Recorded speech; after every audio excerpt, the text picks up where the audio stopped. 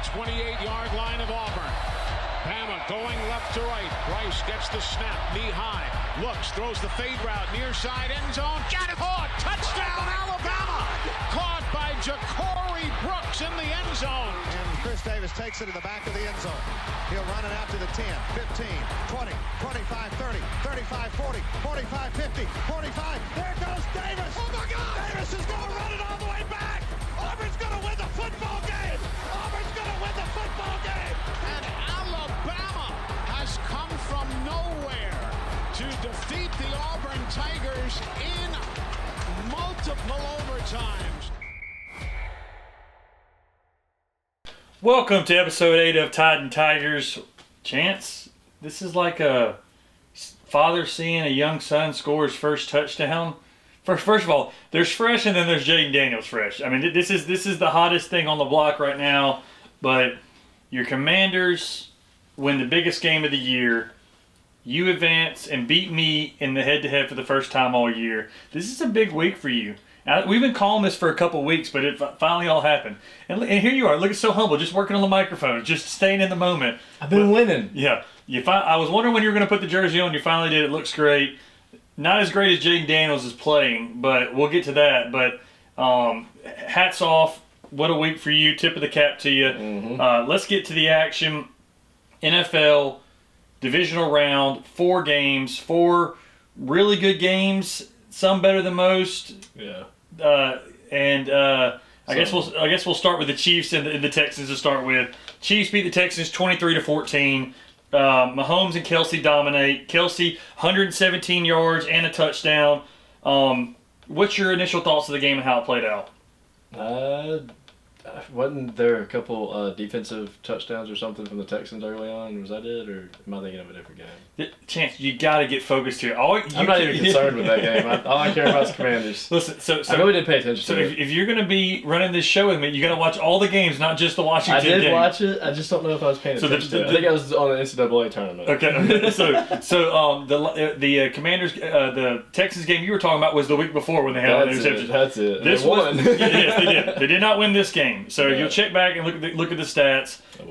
They didn't play very well, but the first 2 drives of the game, Chance, of the second half, 17 minutes combined, and both teams scored. So there wasn't that many possessions in the second half. The first half was kind of a couple field goals here and there, but Mahomes getting a lot of the calls, the extended drives for the Chiefs. The one with Will Anderson to the face, I did not think that was roughing the passer. You saw the one on the sideline that he flops and tries to get the call and he doesn't. Yeah. A lot of people were talking about the Chiefs. The NFL wants the Chiefs to three-peat. The NFL, the team's the Chiefs. I know you saw Taylor Swift and Caitlin Clark in the everybody's suite making a big together. deal about that. Yeah. But it seems like this team is a team of destiny, but when it comes down to it, you have to respect Kelsey and Mahomes. They continue to make the plays. I do remember Kelsey making a bunch of the big plays in the end there.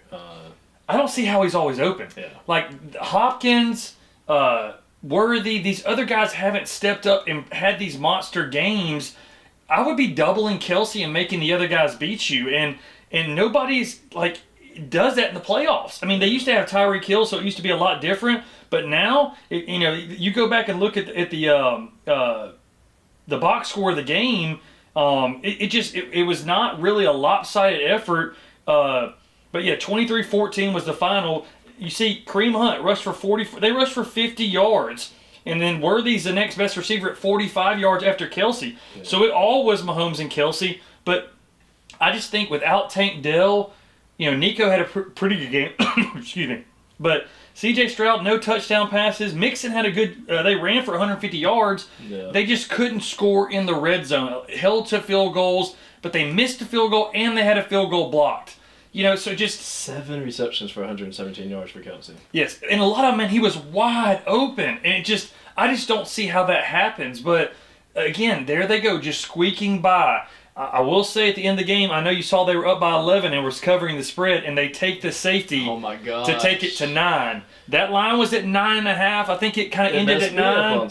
It messed a lot of people up. What are your thoughts on a team's doing that at the end? Is Vegas calling in like they say? Or why would you take an own safety? Even if they block the kick, you're still going to win the game. Why would they not just punt the ball and play defense? That makes no sense to me. I mean, I guess coming from a score happy person when I play Madden or NCAA, I'm going for a point every time. I'm going to score a touchdown if I can and going for it on fourth down just like Washington does. But when it comes to the end of the game, I'm still trying to score, even if I've got to win by 3 touchdowns. So maybe that's the mentality, because points do matter when it comes to certain records, I guess. Well, I think they wanted to take it so they could punt the ball far away and they still not have a chance because they're still up 9. So you still technically would have to score twice.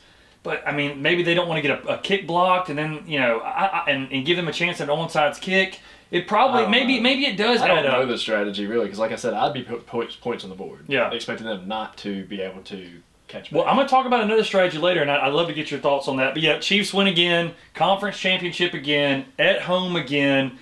You can't say enough. No matter how much you don't like them, don't like Taylor Swift or Kelsey or Mahomes, they get the job done. Spags is an unbelievable defensive coordinator. And then, the big game, when they need the big plays up front Chris Jones makes them. It's the same story that it's always been, and they continue to do it. So we'll see how they do in the championship game, but another home championship game for the Chiefs. So I know you're ready to get to it. This is all you're focused on. Yep. Commanders score 28 points in the second quarter, and they dominate the Lions. 3 interceptions, unbelievable game by Daniels, Scary Terry, Brown. What a team effort, domination to beat the number 1 seed in their place. I was shocked, Chance. I don't know. I couldn't wait to get your thoughts on this on the show of what you saw from that team and Dan Quinn and Jaden Daniels against the Lions. I saw defense running a lot of cover 1 and cover 0, a lot of man. You saw Noah having to lock up that star position, and a lot of time he was on the best guys. Amon St. Brown, a couple other dudes, Jameson Williams. He was covering anybody that was coming out from that slot area.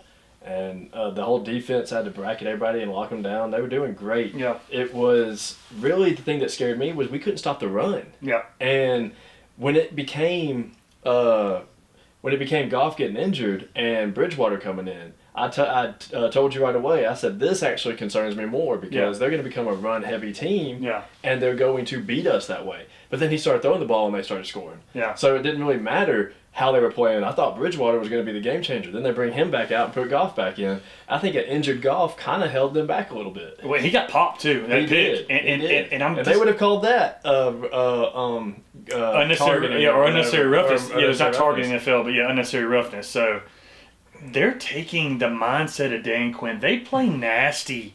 Remember, he was the Seahawks defensive coordinator when they were with the Legion of Boom. But these guys, they always had a good defense. But 3 interceptions and the fumble from Goff, 4 turnovers, that's the difference in the game. You look at the stats, Detroit rushed for 200, Washington rushed for $182.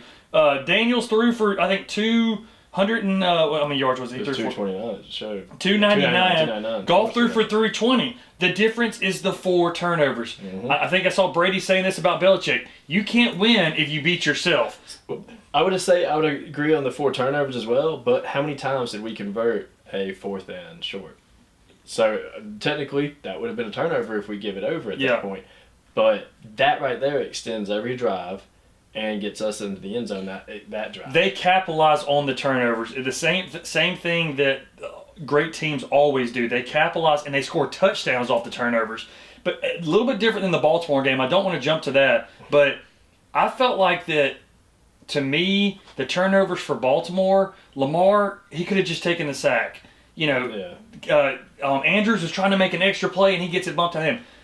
Washington created these turnovers. They was great defensive. And again, I'm not going to knock the play on the Bills guy punching out, but if the Ravens just do what they're supposed to do and get down, none of those turnovers happen. Where Washington, 3 interceptions. That's against one of the best teams with less turnovers than anybody. So it showed that it wasn't the Lions costing themselves the game. It was Washington's defense taking it. Yes, and a lot like the Texans did against the Chargers with Herbert, and he didn't turn the ball over a lot. These teams that are creating turnovers and going to score, that's the difference in the game, because the stats, that's what does it. But like I said, Scary Terry, another big game.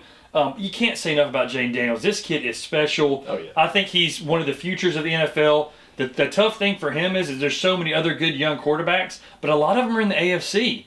Well, if you look at their numbers and stats and everything, and games that he's had the least amount of punts for any rookie starting and stuff like that, or just a first-year starter, I think he's in a race now to be considered for MVP, not just Rookie of the Year. Yeah, well, and we'll go and game the next one they play next week, but I'm going to love to get your thoughts on the comparison of the two teams and who they play, and we'll get to that team. Eagles defeat the Rams 28-22. What a game that was in the snow. You got to start at Barkley. With Josh Allen in the Ravens, we'll get to Ravens and Bills. I'm jumping so much around, but Saquon goes for 200 yards, 2 runs over 60. He to me, I don't care about the quarterbacks. He's been the best player in football this year. Yeah. What an unbelievable game. Chance, they're not throwing the football. Look at the stats again. How many? A.J. Brown, he had 10 yards last week. What did he have this week? A.J. Brown? 14 yards. Devontae Smith, 21 yards. They're not even throwing the football. It's all Saquon. And then Jalen had the big one. He busted for 40 yards. But also the ones that they are throwing, they're very short targets like Dallas Goedert and Saquon Barkley. They're getting to them quick, and that's 4 receptions for 4 targets. Yes, and that's why I think the Eagles match up really good. I thought the Rams were the better team. I picked the Rams. Now, we pushed on that because it ended a 6-point game. But if it's not snowing, the Rams beat them. And if their center can make a block at the end of the game on 3rd and 2, they should have ran the ball. I know the time was going, but he lets Jalen Carter right by him, and they sacked Stafford on that play. But the Rams had a shot to win that game. And I think that, Philly's offense, if you can only run the ball so much, but if somebody stops Saquon, if the Commanders can stop Saquon, they can win this game. Yeah. So, what defense for the Rams just couldn't stop the run, and they still had a shot to win it. But Stafford, with another incredible playoff performance in a losing effort, is the window closing for him, Chance, you think? No, him and Kupp? He still got it. What do you mean? Is next year maybe the last year for him and Kupp to maybe get one more shot at winning it? I think Kupp's last year in LA might be next year. If they don't do something great with him, I think he might be finding his way on somewhere else. But I think Stafford's got maybe 2-3 more years. You think he's got 2 or 3 more? He's taking a lot of hits. He's more sacks than anybody in NFL history, I'm pretty sure. This year, yeah, but I think Rodgers was that recently. Yeah. How much, remember, Stafford used to get hit in Detroit, man. Sure. That was so. I think Cooper's window's closing. Big drop off this year, but Puka's young. They got some talent. The defense is really young. But I think the snow, versing these guys get upfield to sack the quarterback, and it got brought to them with Saquon and those guys. And you saw even Saquon in the huddle after they break it. Before the big run, he looks at Jalen's like, watch this. I got this. Yeah, I got this. So it's like this guy is knows he's good, and I think he's the best player in football. I think he should be the MVP after what I watched this weekend. You may think I'm going to be biased for this season. So I can't wait for that matchup. 2 NFC East rivals. They split this year in the games. This is the 3rd game, and we'll preview that game later. So let's get to the marquee matchup of the weekend, the biggest game of the weekend. In everybody's eyes, the 2 other MVP candidates, Josh Allen versus Lamar Jackson, Bills versus Ravens, and we got everything we thought we were going to get. Oh, yeah. I knew it would be a closer game than they had the spread at. I knew it would stay within 6 points. Well, the spread was at 1, so it wasn't close. Wait, which game was I thinking of? You were thinking the Eagles game. Eagles game, that's right. So Ravens were favored by 1 point. Bills win by 2. So it was close.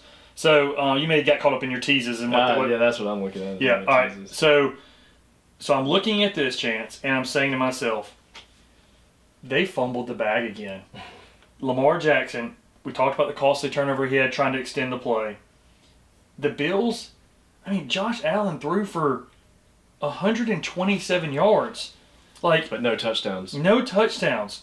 And his over-under was 1.5 touchdowns. So. And I look back at that game. They scored a touchdown. The drive Lamar fumbled. That Von Miller ran it back. They scored a touchdown. The drive that Mark Andrews fumbled, or scored points at least. They literally and they scored on the interception. This was the game I was thinking of that had the defensive touchdowns. Yes. So they score on the drive that Lamar throws the pick. They didn't score defensive touchdowns. They put them in position to score. I was right about Shakir though. He was a standout receiver for Buffalo. You called that, but again, nothing over the top. The Bills are beating nobody over the top. It's all short, under. I mean, Well, I think Shakir's longest He did won have- that bet, and it was at like only 24. yeah, he had one for 34, but again, that wasn't over the top. That was a short route he took. That's what I'm saying. Yeah. They're not throwing it over the top. I figured he'd be short. Yeah, Shakir longest reception over 20, easy. So the Bills didn't win that game. The Ravens fumbled it away, but the Bills didn't lose themselves again. God, it feels like a lot of these games, it's like, just don't make the mistakes. Just don't turn the ball over, and you're going to win the game. And every script has kind of gone that way. So I would agree so much with that this season. Usually it's a season of attrition, and can the teams have enough depth throughout playoffs to last? And in this one, you're seeing both teams usually beaten and bruised and missing a few players on the side. No real big injuries. Knock on wood. Except for Lions didn't have some of the players, but that's still in the game. I'm talking about where you're losing somebody really important. But I'm talking about missing from your game plan and not having the good enough backups. Yeah, that's not really an issue anymore right now this season. It's a lot more of who's causing the most mistakes. Yes, exactly, or having their own mistakes. Like, you almost trying to do too much. Lamar's trying to do too much. Mark Andrews trying to do too much. That's what I meant by causing mistakes. Yeah. Let's get on Mark Andrews. After all that said and done, just like with the Rams, they have a chance to tie the game into overtime. First of all, I've watched 3-4 Ravens games. They don't score on 2-point conversions. They just don't do it. But at least in the last one they called, they rolled Lamar out, which they didn't do the first time. They had him just sit in the pocket. But they evade. They just pretty much don't go to Derrick Henry anymore after he was running it down their throats. It's just going to take 3 of them to take him down, period. So why not hand it to him? I don't know. They roll it to Andrews, throw it to him, he drops the 2-point conversion. I mean, and his one that all he had to do was just cradle the catch. And he could have rolled in because you're not down in NFL. You can still fall into the end zone and roll. He would have made it. All he had to do was focus on the catch. Yeah. So that brings you to a point here: is Andrews getting too old for Baltimore? Are they going to start finding his replacement and him getting less and less? He's been an unbelievable tight end for a long time. And I agree. That's one of the things, like you've seen Kelsey drop a ball. 3 drops in one game. And the fumble. Yeah. I mean, he didn't have that all season. Yeah. Here's something I thought about. And this is what I wanted to get your thoughts on. They lost by 2. Yeah. Okay. At one point, they were down by 8, and they scored a touchdown in the third quarter. Okay. And they went for 2, and they did not get it. Okay. Okay. Then Buffalo came back and kicked 2 field goals. Okay. So they were down by 8 again. Okay. If they would have just kicked the extra point the first time, they'd have only been down by 1 at the end. Does that make sense? Yeah.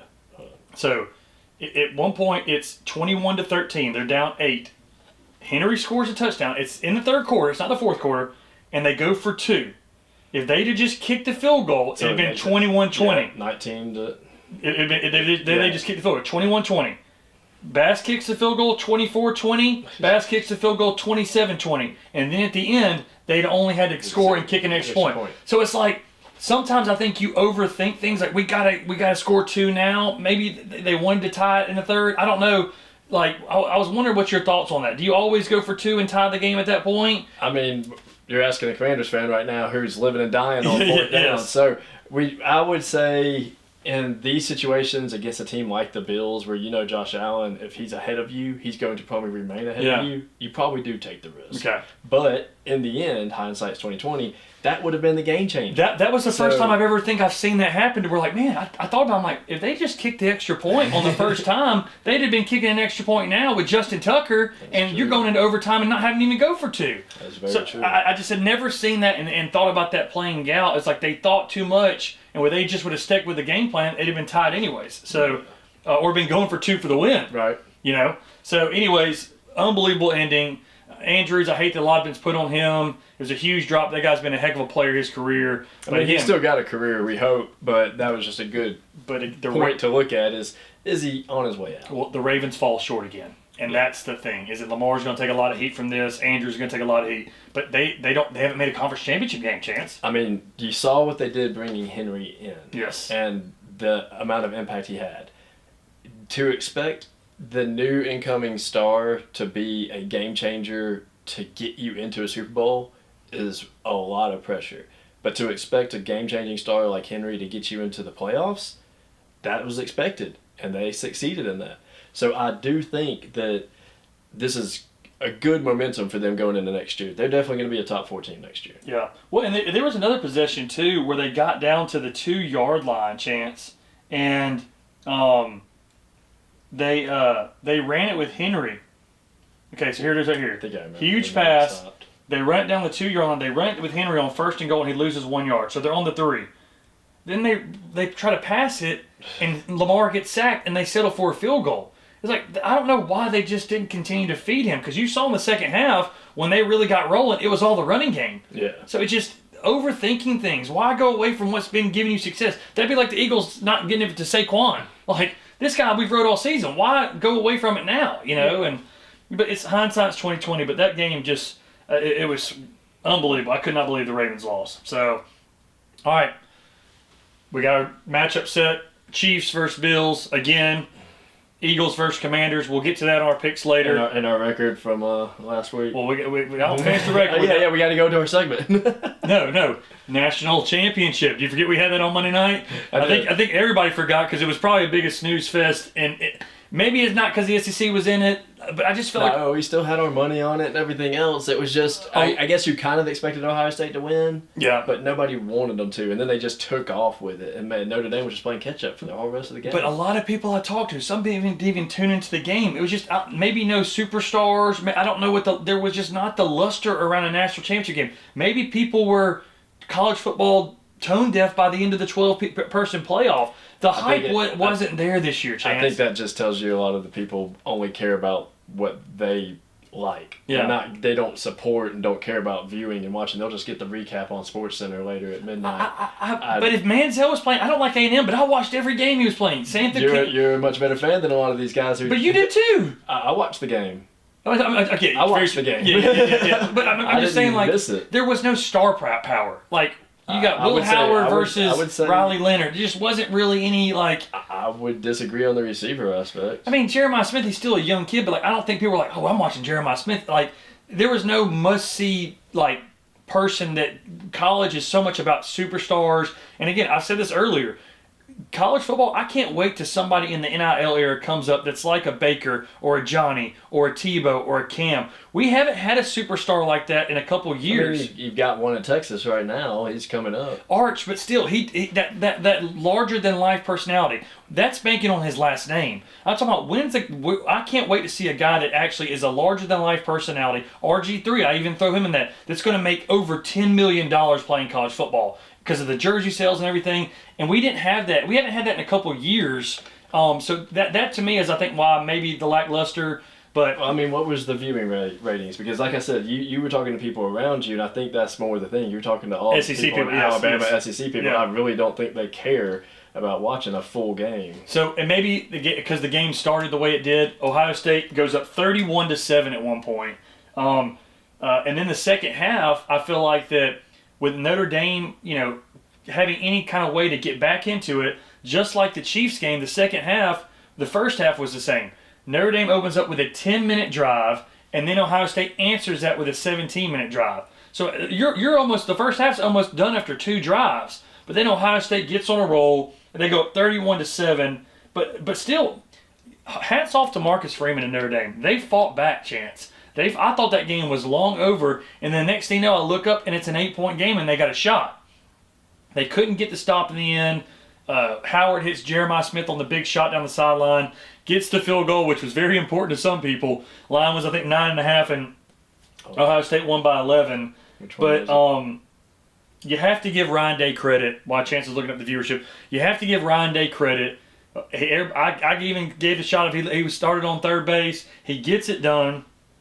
Ohio State not only wins the first 4-team playoff, but they also win the first 12-team playoff. And their first national championship since then, and the 14 playoff started with Urban Meyer. So shout out to Ohio State. I think I've seen a couple times people saying the Big Ten has now taken over as the number one conference. With Oregon, with adding Oregon and the other people they've added from the Pac-12. But Ohio State and Michigan now back-to-back champions. Penn State having a great year like they have. People are now saying, with Saban out, Florida still in the dumps, Auburn not being as well, Tennessee got romped by Ohio State. They're saying the Big Ten's now the best conference in college football. Do you agree with that? Well, obviously I don't agree because we're SEC, but I do agree that they proved to be better this year. And last year? And last year, yeah, throughout the bowl games. So I wouldn't say they're the best conference because we don't play them enough throughout the season. Yeah. It's just at the end of the season. And our SEC will always argue we beat ourselves up throughout until the playoffs. Yeah. And then it's survive with what you have. So I don't agree that they're the best one overall, but they have been better. Yep, and you can't knock the fact that there hasn't been an SEC team in the national championship in 2 years now. Yep. So actually, a good point to what you made about them being burnt out. Apparently, all television ratings, which I don't know how much of television ratings also go to YouTube streaming and all that, but we're down 17% in the first 12-team format playoff. So that was up until the national championship game. So that's throughout all the games. And the 4-team playoff between Ohio State, Texas, and Notre Dame and Penn State was, let's see. So Ohio State, Texas was the most viewed Cotton Bowl. Texas draws a lot of eyes. Ohio State. But the SEC, Texas. Mm-hmm. So I do think the fan base for what teams are in, which is going to be an argument for why people say, why is Alabama always getting in? Well, viewership. People have always argued that they bring the money. Yeah. They technically don't bring the money, they're bringing the fans, and the fans bring the money. So that's the debate, and it's a business decision. Well, and then so much of the Chiefs, too. You heard when Taylor Swift got on board with Kelsey, the ratings shot up. People buying tickets just to see her. Watch Super Bowls more than they've ever watched them, so you can't argue with the money. And they left Bama out this year, and Bama didn't deserve to get in, especially after their they showing might after this is what it's yeah. So, the numbers look like they were down. Of course, I think the Ohio State, Texas. But, if Texas got in that national championship, I think it would have been watched a lot more because Texas is wanting to get back. They hadn't won a title since 2005 with Vince Young, Yeah. So. And apparently it was a really good overall financial benefit for the 12-team. Oh, I would say so too. Yeah, I mean that to me, I love the format. I think there's still some adjustments to be made, and there's obviously some adjustments need to be made with my picks because they were brutally awful this week. And a couple ties. We haven't had any ties all year. We have 2 ties in the picks this year. But your Commanders move on. Ohio State's your national champion. We got a heck of a conference championship this week that will lead us up to the Super Bowl, and then some great basketball going on. The SEC is the number one. Even Bruce Pearl said the SEC. This is the best conference has ever looked ever in the history of basketball. Yeah. What a conference this is! I can't wait to talk about basketball. But yes, Ohio State, congrats again, and we'll get on to our picks. Titan Tigers.